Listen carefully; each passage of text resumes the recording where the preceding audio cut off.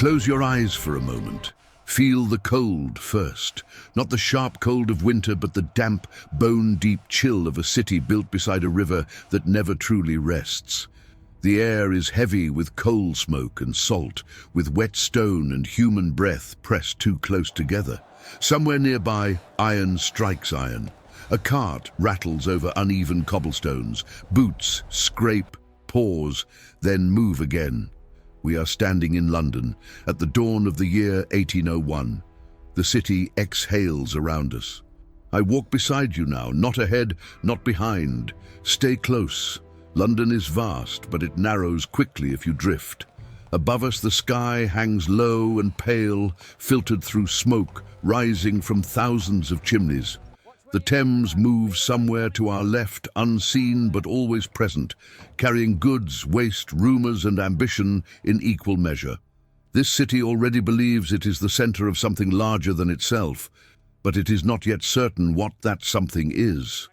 We begin our walk near Westminster Palace, where stone walls carry the weight of centuries of argument. The buildings here are not grand in the way they will one day become. They are crowded, layered, darkened by soot. Windows glow faintly, even during daylight, as if the interior never quite trusts the sun. Men in heavy coats hurry past us. Their voices are low, clipped, cautious. Politics is not discussed loudly in this era, not because it lacks importance, but because it carries consequences. The Union has not yet been fully absorbed into the streets.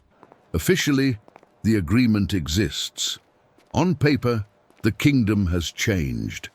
Great Britain and Ireland are now bound together, their crowns and parliaments fused into a single state. The United Kingdom, though few people here speak the name with ease. Names take time to settle into the mouth.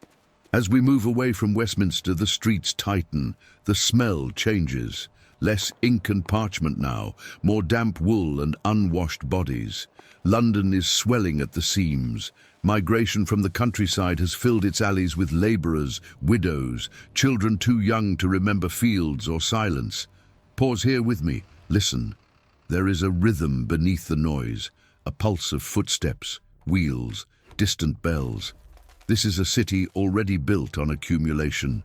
Power has been stacking here for generations. Money, laws, ships, influence. The union with Ireland did not create that gravity, it intensified it. We turn onto a narrower street. Shops crowd one another, their signs swinging slightly in the breeze. A butcher's door stands open. The metallic smell of blood mixes with smoke and stale bread. Somewhere above us, a woman shakes out a rug from a window, sending dust and fragments of straw floating down like dirty snow. This is not the London of paintings and ceremonies. This is the London that feeds the empire. As we walk, I tell you something few here would say aloud. The Union was not born from harmony. It was born from fear, fear of rebellion, fear of foreign powers, fear that the island across the water could become a doorway for enemies rather than a shield against them. The recent memory of unrest still lingers in the air, whispers of uprisings, of soldiers deployed, of harsh laws imposed to quiet dissent. You can feel it in the way conversations stop when strangers pass. We reach a small, open square, not a place of beauty, but of necessity. Barrels are stacked near a warehouse wall. A group of men unload sacks from a cart, their hands raw and cracked. Their clothes are patched, their faces grey with exhaustion. They are not discussing the birth of a new kingdom, they are discussing bread. This is the first great contrast of 1801. Above, decisions redraw maps. Below, survival redraws bodies. I want you to notice something as we continue. The empire speaks in abstractions, unity, stability, order. The city answers in sensations, hunger, cold, fatigue. Now, as we walk closer to the river, the air thickens. The Thames reveals itself not as a ribbon of beauty, but as a working artery. Ships crowd its edges, hulls creak, ropes strain. The water is dark, carrying reflections of masts, smoke and ambition.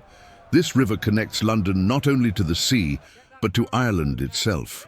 Across that water, another city listens. We stop at the riverbank. Here I ask you to imagine Dublin at this same moment. Different streets, different accents, the smell of peat rather than coal. Georgian facades standing elegant above neighbourhoods strained by poverty. A city that once held its own parliament, now watching power slip eastward across the sea. The Union has closed a distance politically, but widened it emotionally. Back here in London, ships move without ceremony. Cargo does not care about identity. Grain, timber, textiles, human labour, all are counted, taxed, redirected. The empire's logic is mechanical, indifferent to sentiment. And yet, look around again. Even here, among the warehouses and cranes, there is confidence. London does not doubt its future. It feels expansion in its bones. The city senses that it has crossed a threshold, that something irreversible has occurred. The United Kingdom has been born not with celebration, but with momentum. We leave the river and head inland once more. The streets climb slightly now. The crowd shifts. Coats grow finer. Horses appear more frequently. Windows widen. Wealth announces itself quietly but unmistakably. This is another London, not separate, but layered. Here the Union is spoken of with strategy rather than anxiety. Merchants calculate new markets. Financiers imagine stability. Administrators envision a system more centralized, more efficient, more obedient. Progress lives comfortably in these streets. But even here, not everyone looks convinced. I catch a fragment of conversation as we pass. A question about cost, about resistance, about whether force can truly manufacture loyalty. The voices are careful, but the doubt is real. Empires expand quickly, trust does not. As dusk approaches, the city shifts again. Lamps are lit, shadows lengthen, the temperature drops, London contracts inward, gathering itself for night. And I want you to feel this moment. The year is 1801. The name United Kingdom is new. The power it represents is old. The consequences are just beginning. We stand at a crossroads not marked on any map. Behind us, separate kingdoms, uneasy alliances, fragile control. Ahead of us, a century shaped by industry, empire, resistance and collapse. London does not yet know what it will demand from Ireland. Ireland does not yet know what it will cost to belong. But both are now bound to the same future. And tomorrow we will walk deeper into that future, into the machinery that will turn union into reality. We step forward from the quiet edge of evening into a city that is reorganizing itself while pretending nothing has changed.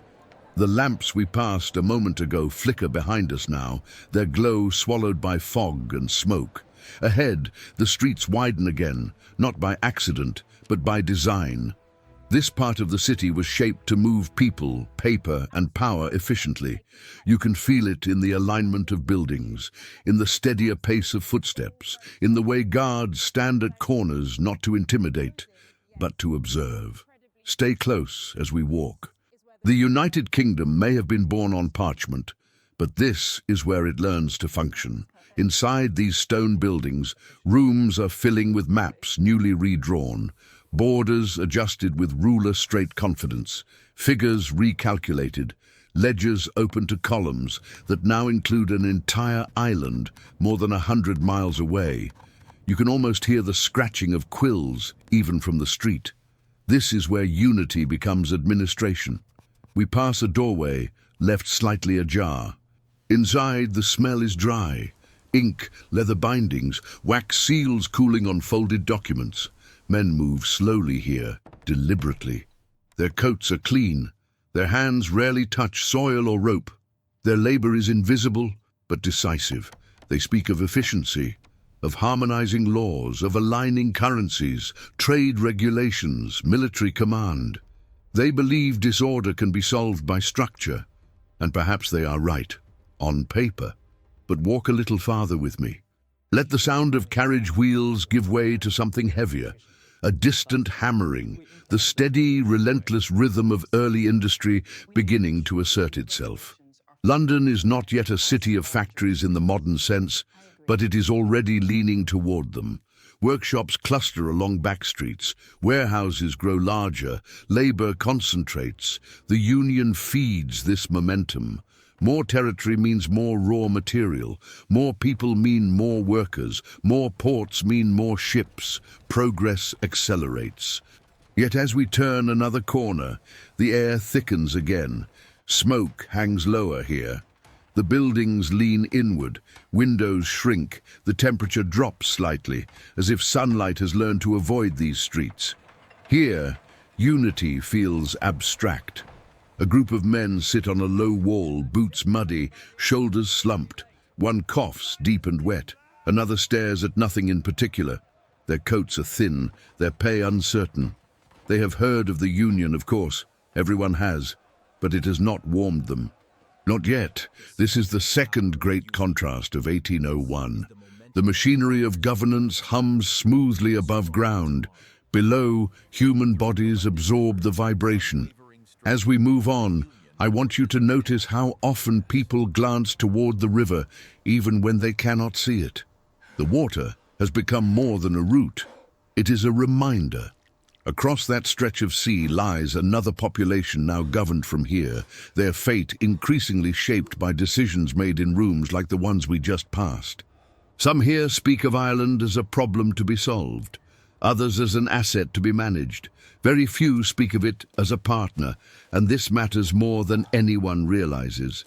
We reach a broader avenue now. The buildings are newer, cleaner. Horse-drawn carriages pass with purpose. This is where money moves quickly and visibly. Banking houses, insurance offices, trading firms whose reach extends far beyond the island. Here, the union inspires confidence. Stability attracts capital.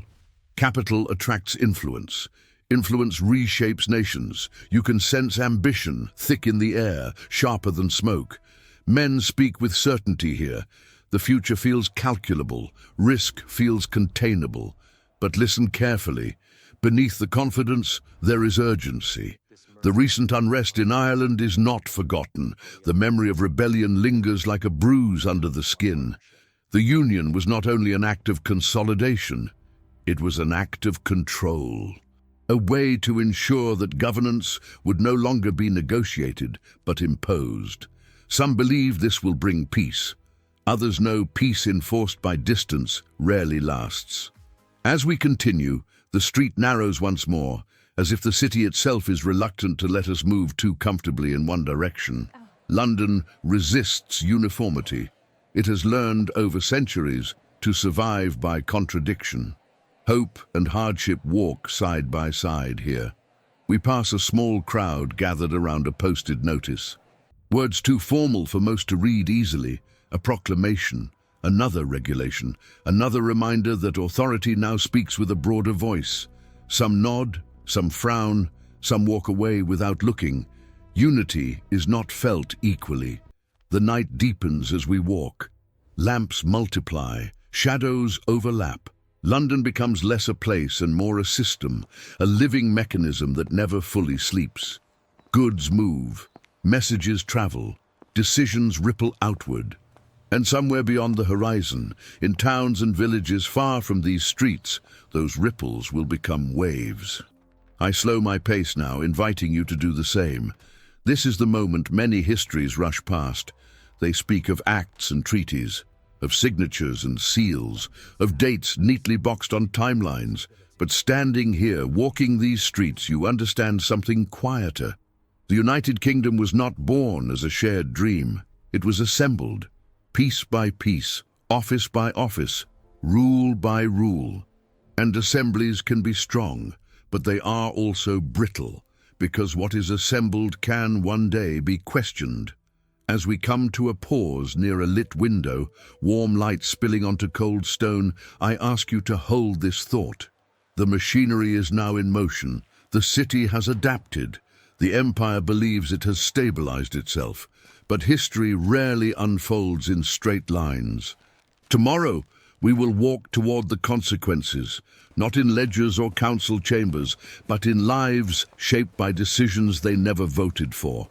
We do not leave London. London never truly lets you leave. Instead, we move deeper, not geographically this time, but socially. The city narrows again, not because the streets are smaller, but because the air feels heavier. The lamps burn dimmer here. The warmth from earlier windows fades, replaced by drafts that creep through cracked doors and warped frames. Walk with me. This is where the union becomes personal. Here, the idea of a kingdom does not arrive as policy. It arrives as pressure. The sounds change first. Fewer carriages now, more footsteps, more coughing. Somewhere nearby, a baby cries, not loudly but persistently, the sound thin with hunger. A man passes us carrying a bundle wrapped in cloth. You cannot tell if it is merchandise or a child. In this light, everything looks equally fragile. This part of the city does not debate sovereignty, it endures it. We pass rows of lodging houses stacked with people who arrived here believing the city would save them.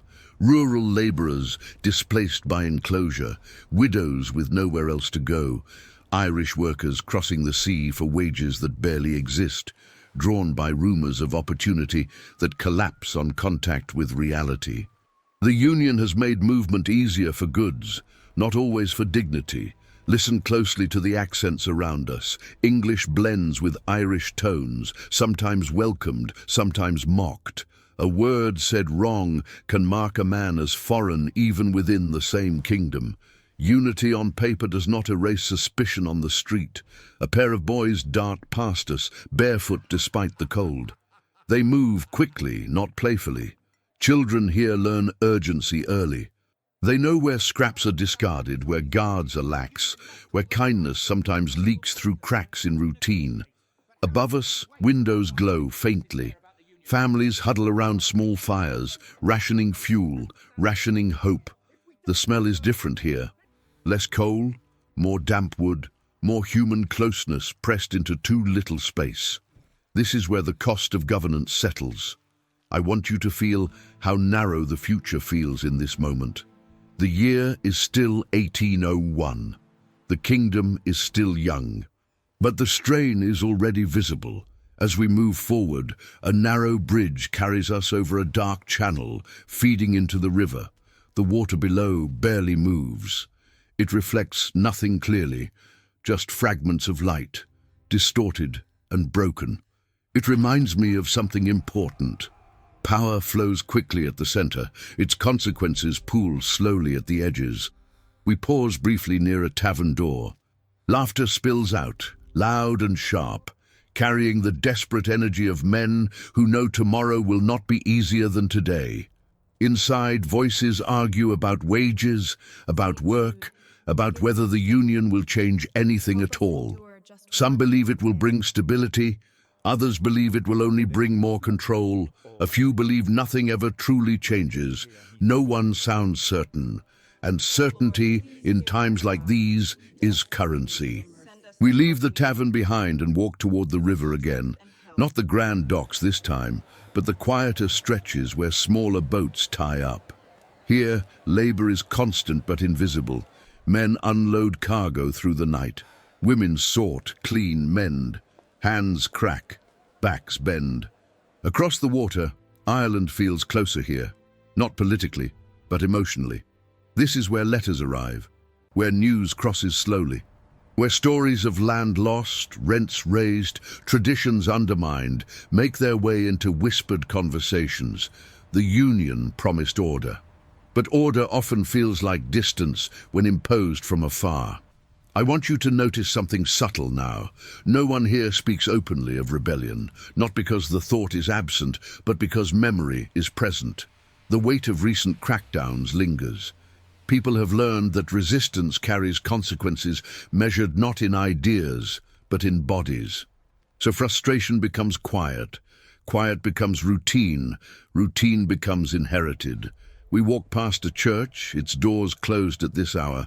The stone facade is worn smooth by time and touch. Faith here is not philosophical.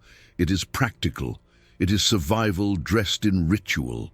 Inside, prayers rise not for abstract unity, but for bread, for health, for the mercy of forces too large to face directly. This is another contrast the Union cannot reconcile. A kingdom can unify laws. It cannot unify longing. The street widens slightly ahead, opening onto a modest market space. Vendors pack up what remains unsold. Wilted vegetables, stale loaves, scraps of cloth. Nothing wasted, nothing abundant. A woman counts coins twice before handing them over. A man nods silently, grateful not for generosity, but for fairness. Fairness has become the rarest commodity. As night deepens, the city grows quieter, not peaceful but subdued. London breathes more slowly now. Its engines do not stop, but they lower their volume. This is when reflection creeps in. Walking here beside you, I cannot ignore the truth taking shape. The United Kingdom has been built to last, but endurance is not the same as harmony. The Union has bound territories together without binding experiences, without aligning suffering, without sharing memory equally. London absorbs, Ireland adapts. The distance between them is no longer measured in miles, but in influence. And yet, I sense something else too. Beneath the fatigue, beneath the resignation, there is awareness. People may not control the machinery, but they feel its weight. They talk, they remember, they pass stories down.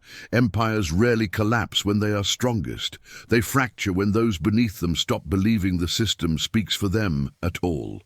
We slow our pace now. Ahead, the city begins to rise again, toward districts of light, order, confidence. We have walked through the body of the kingdom. Next, we will return to its face, and when we do, you will see how carefully power learns to justify itself. Dawn comes quietly, not as a dramatic reveal, but as a gradual thinning of darkness. The fog lifts just enough to suggest shape without clarity. The city stretches, exhales, and resumes its rhythm as if nothing fundamental has changed, because for most people, nothing visibly has. We are still walking. London does not stop to commemorate itself.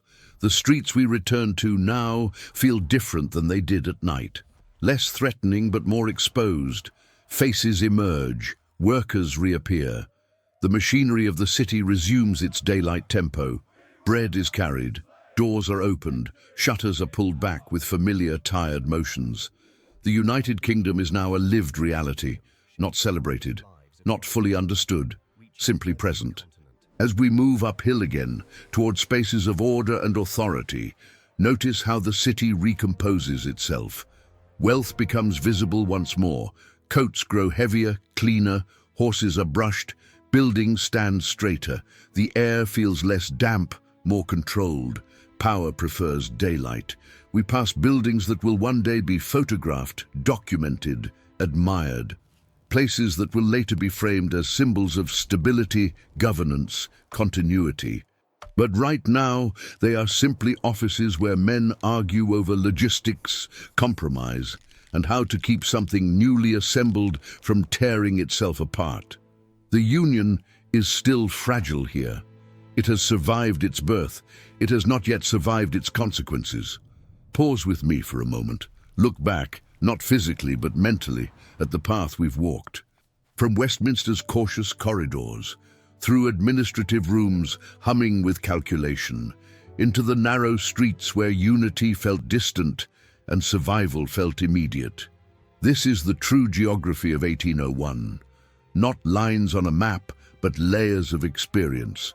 The United Kingdom did not emerge as a shared emotional space. It emerged as a solution to a problem, and like most solutions created under pressure, it carried flaws into its future. Yet here is the truth. History often avoids admitting flawed structures can endure. They endure not because they are just, but because they are adaptable. London understands adaptation better than any city of its time. It has burned and rebuilt. It has absorbed plagues, fires, migrations, revolutions in thought, if not in blood. It learns quickly. It sheds sentiment when necessary. That is both its strength and its danger. As we approach the river one last time, the Thames reflects the pale morning light. Ships are already moving. Cargo is being prepared. The Empire does not wait for philosophical clarity. Across the water, across the sea, Ireland wakes too. Now bound to this rhythm whether it consented or not, the Union will shape generations who never voted for it. It will influence laws that feel distant, economies that feel unavoidable, identities that feel contested. Some will benefit, many will endure.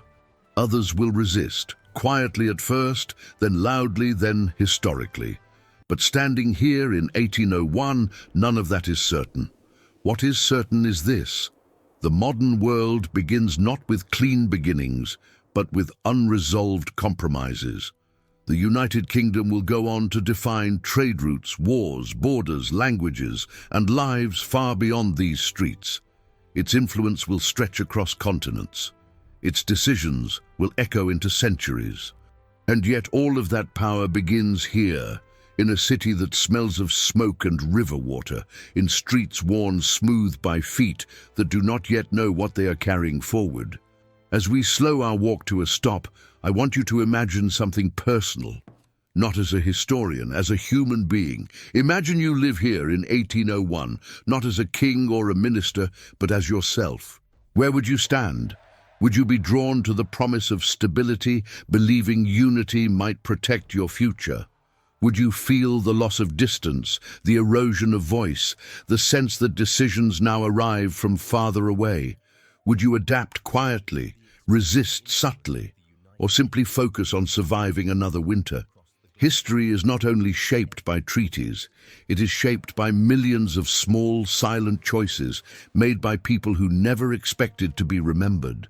And now, as we step back into the present together, I leave you with this question, not as a viewer, but as a participant in the flow of time. If you had lived in 1801 at the birth of this kingdom, where do you think you would have stood, and why? Tell us in the comments. Not as a debate, as an act of imagination, because understanding the past is not about knowing what happened. It's about recognizing how easily we might have been there, and how much of that world still walks beside us today. If you want to continue walking through history like this, city by city, year by year, join us here. Subscribe and walk with us into the next moment where the world quietly changed forever.